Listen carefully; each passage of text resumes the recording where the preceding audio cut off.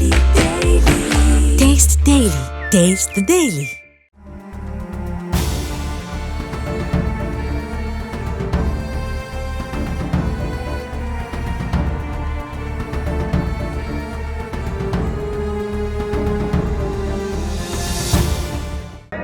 இலங்கை சிறையிலே வாடக்கூடிய இந்திய மீனவர்களை சிறை தண்டனை பெற்றவர்கள் என்று 3 விதமாக இலங்கை அரசாங்கம் தண்டனை கொடுத்திருக்கிறது.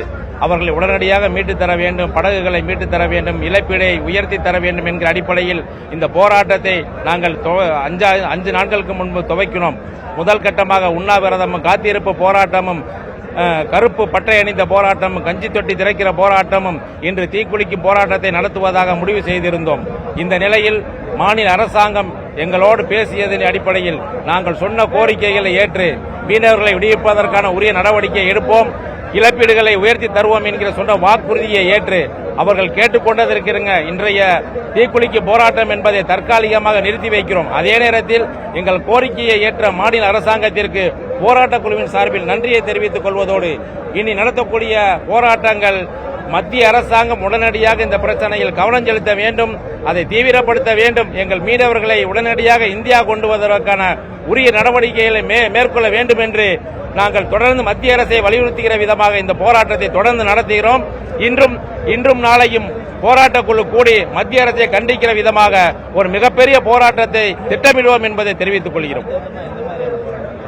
அது போராட்ட குழு பேசிட்டு சொல்லியிருக்காங்க. அது மத்திய அரசை கண்டிக்கிற விதமாக ஒரு கடுமையான போராட்டமா இருக்குங்கிறதான்.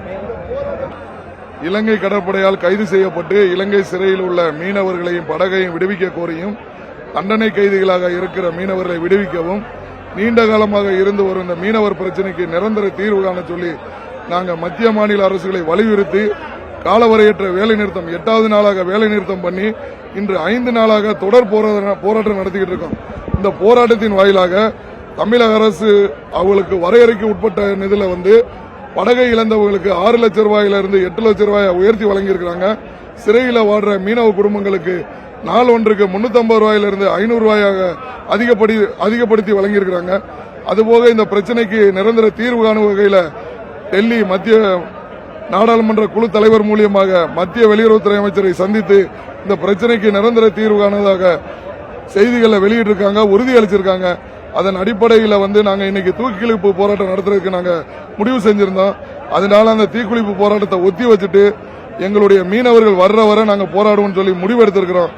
இந்த அறிவிப்பு செய்த மாண்புமிகு தமிழ்நாடு முதலமைச்சர் அவர்களுக்கு எங்களுடைய நெஞ்சார்ந்த நன்றியை தெரிவிச்சுக்கிறோம். ஏன்னா இந்த இலங்கை பிரச்சனை என்பது நீண்ட காலமா இருக்குது. இது ஏன் மத்திய அரசாங்கம் மாற்றாந்தாய் பிள்ளையா எங்களை பாக்குதுன்னு தெரியல. குஜராத் மீனவர்களுக்கு ஒரு பிரச்சனை என்றால் பாரத பிரதமர் அவர்கள் நேரடியாக தலையிட்டு அந்த பிரச்சனையை முடிக்கிறாங்க. ஆனா இந்த தமிழ்நாட்டு மீனவர்களுக்கு ஏன் இந்த பிரச்சனையை தீர்க்கலைங்கிறது எங்களுக்கு ஒரு வேதனையா இருக்கு. அதனால மத்திய அரசு கூடிய விரைவில் தலையிட்டு இந்த பிரச்சனைக்கு ஒரு நிரந்தர தீர்வு காணணும். எங்களுடைய பந்தல்ல ஒரு மாண்புமிகு மத்திய வெளியுறவுத்துறை ஏதாவது ஒரு அமைச்சர் மத்தியில் உள்ள அமைச்சர் உறுதி சொன்னதான் எங்களுடைய போராட்டத்தை விலக்கிக் கொள்ளும் சொல்லி இதன் மூலம் தெரிவிச்சுக்கிறோம். கூடிய விரைவில் எங்களுடைய கோரிக்கைகள் நிறைவேறனா இது தமிழகம் தழுவிய ஒரு மிகப்பெரிய போராட்டத்தை நாங்க முன்னெடுப்போம் சொல்லி இதன் மூலம் தெரிவிச்சுக்கிறோம்.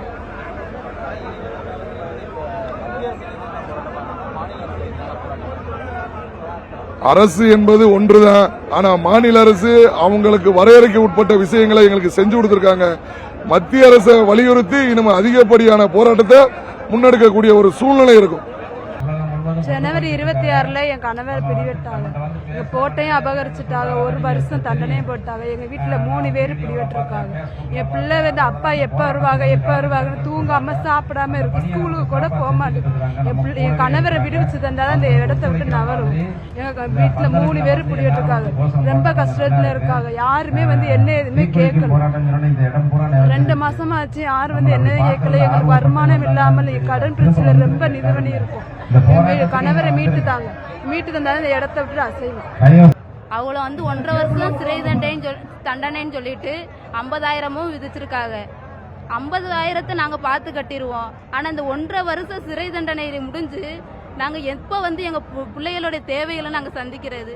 அழுகிற பிள்ளைகள்கிட்ட தகப்பனை எங்கன்னு கேக்குது. இரவும் பகலுமா தூக்க மாட்டேங்குது. அதுங்க போன வருஷம் எங்க வீட்டுக்காரவங்க 48 நாளா சிறை தண்டனையில இருந்துட்டு வந்தாங்க. 2 போட்டோயும் கொடுத்துட்டு தான் இருந்துட்டு வந்தாங்க. அதையும் கடந்து தான் நாங்க 11 மாசமா கடலுக்கு போகல. அதுக்கு பயந்து நேவி பிரச்சனை அதிகமா இருக்கு, என் பிள்ளைங்க கேக்குது அப்படின்னு சொல்லிட்டு கடலுக்கே போகல எங்க வீட்டுக்காரங்க. Taste the Daily.